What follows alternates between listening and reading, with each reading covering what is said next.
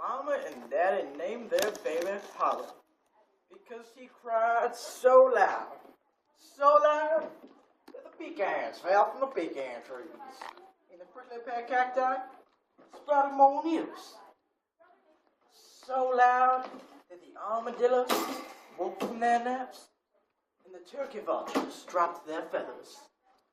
Hush, folks would tell Holly. Mama and Daddy loved their son. They tried everything to get Holly to speak more softly. When he was a baby, they said, hush, nicely. When he was a toddler, they said, hush, sternly. And finally, when he was old enough to go to school, they found themselves shouting, hush! But it was no use. Children are meant to be seen, not heard. Well, not unless you're born into the Loudly family.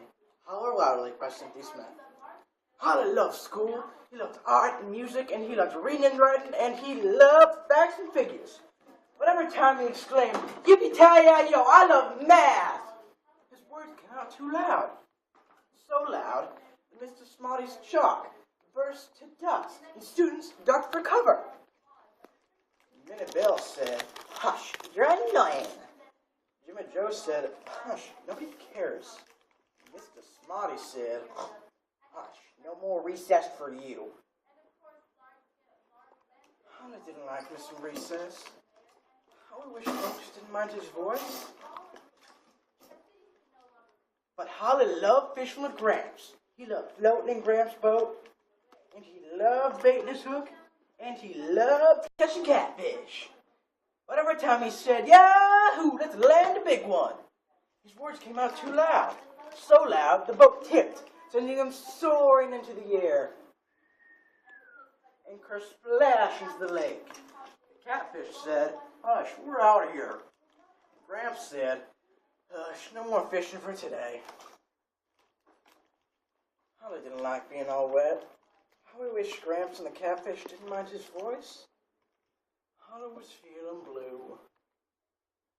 So Mama and Daddy took him to the state fair. Holly loved the Ferris wheel and the prize-winning livestock, but every time he called Suey, his words came out too loud. So loud, the hogs broke free, the cattle stampeded, and the whole fair shut down. Mama's patience had run out. Daddy's devotion had worn thin. Gramps' barbershop quartet was singing in the town square, so they went to hear it. Holly loved Gramps, and he loved Gramps' barbershop quartet, and he loved Gramps' cat Gus. Howdy, it looks like rain, Holly yelled over the singing. Hush, Daddy scolded, you're a distraction. Hush, Mama scolded, nobody hear the music. Hush, the whole town scolded. So, finally, Holly hushed. Didn't seem fair, though. Nobody was telling Mr. Smarty to stop thinking, or Miss Poofy to take down her hair, or Gramps to read his songs. Did folks want me to hush forever? Being loud is part of who I am. Would they ever appreciate my voice, company, and all? Holly took comfort in listening to the quartet. He loved songs about cowboys, and he loved songs about best girls, and he loved songs about love and little doggies. Just then, Holly realized something. When he was quiet, he could listen better. Quiet times could be just fine. Just then, Holly looked to the sky. A tornado! It flattened the whole town! Right then, Holly knew in his heart that sure, there were times to be quiet, but there were also times to be loud. Alrighty! He bellowed so loud the land rolled and rumbled, rippled and shimmied and shook, so loud that 10-gallon hats soared into the sky, so loud that Mom and Daddy, Gramps and Gus, men and women, boys and girls sailed whoosh, plumb off their boot heels.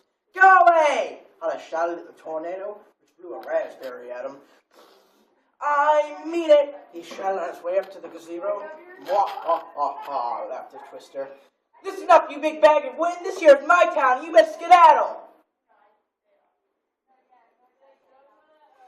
Holly was so loud. so loud, so earth-shaking, deep, quaking loud, that the tornado blew into 1,000 sweet tiny breeze of breezes, not one with an ounce of sass. Yippee-ki-yay-yo, everybody hollered, so they all joined hands and danced till the cows came home. From that moment on, Holly was not only the loudest boy in history, but he was also a hero.